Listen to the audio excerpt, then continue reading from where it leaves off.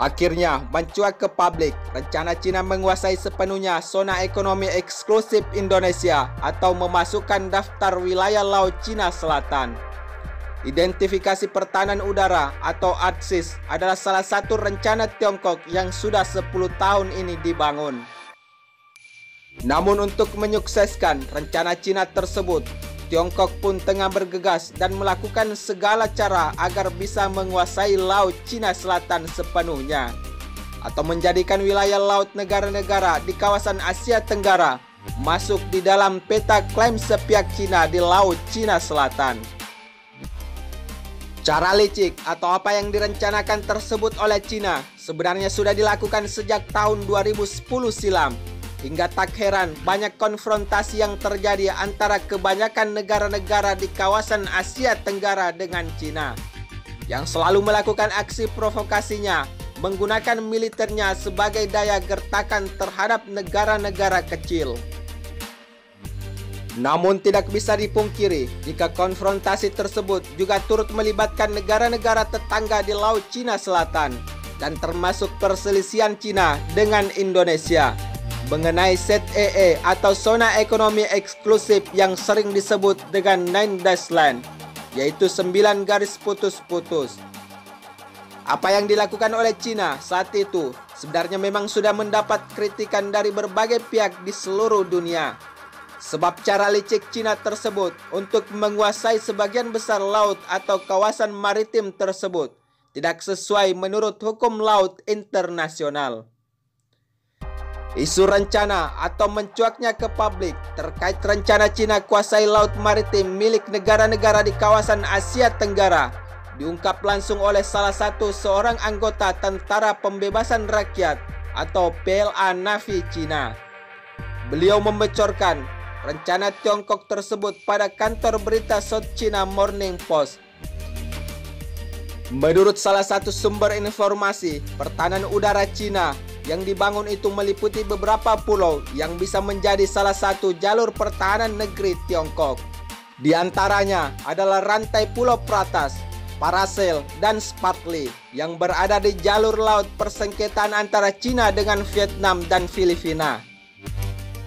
Perebutan dan rencana militer Cina untuk membangun sebuah pangkalan militer di Laut Cina Selatan ini disebutnya telah dipertimbangkan sejak tahun 2010 lalu dan diperkenalkan ke publik pada tahun 2013 seperti halnya ADIS yang di Laut Cina Timur.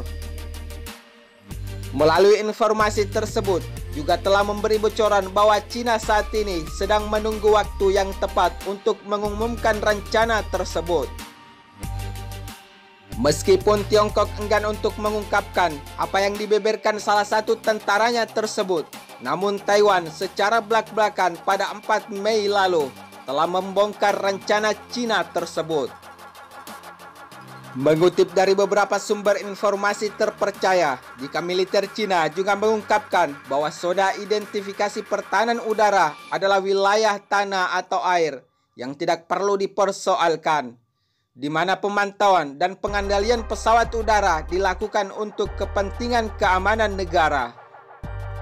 Beliau juga mengungkapkan jika banyak negara yang telah memiliki konsep ini, namun semua tidak diidentifikasi atau diatur dalam sebuah perjanjian badan internasional manapun.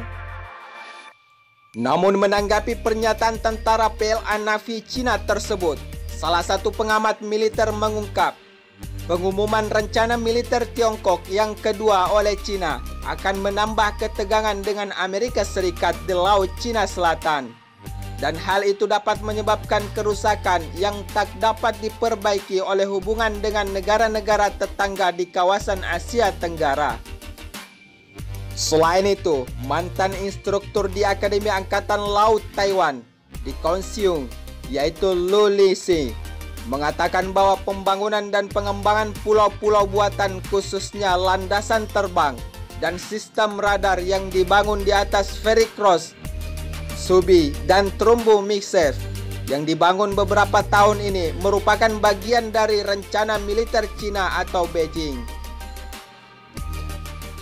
Memang terlihat jelas bahwa hal tersebut tidak bisa terelakkan jika Cina begitu sangat berambisi untuk menguasai sebagian besar laut di kawasan negara-negara Asia Tenggara dengan memasukkan zona tersebut ke dalam perpetaan Laut Cina Selatan.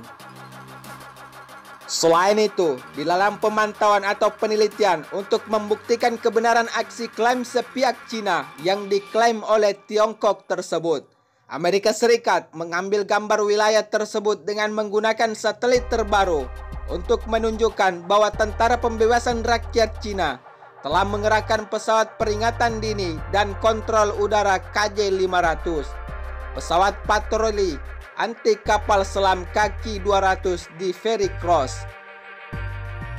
Hal tersebut merujuk pada gambar yang diambil oleh ImageSat Internasional Israel dan Inisiatif Transparansi Maritim Asia di Pusat Kajian Strategis dan Internasional atau CSIS, sebuah think tank yang berbasis di Washington. Namun tak hanya itu, Lu juga mengungkapkan ada pembangunan fasilitas ber-AC di atas terumbu tersebut yang dapat digunakan untuk perawatan jet tempur.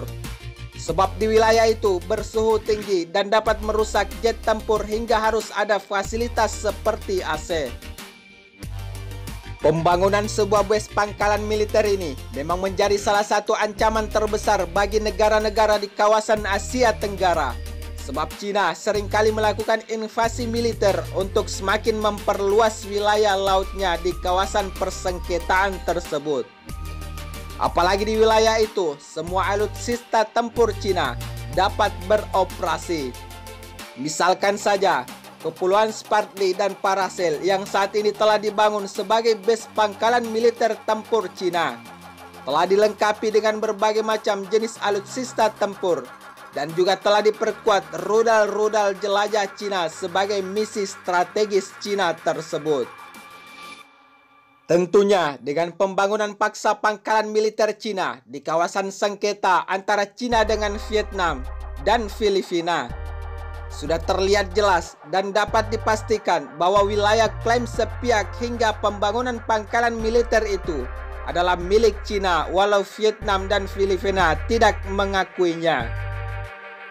Selain itu, salah satu pakar Angkatan Laut Beijing sekaligus pensiunan kolonel senior PLA Navy Cina, yaitu Li Ji, mengatakan bahwa negara-negara biasanya menunggu untuk mengumumkan pembuatan EDIS sampai mereka memiliki peralatan pendeteksi yang diperlukan dan termasuk juga kemampuan tempur serta infrastruktur lainnya yang dapat menunjang rencana tersebut.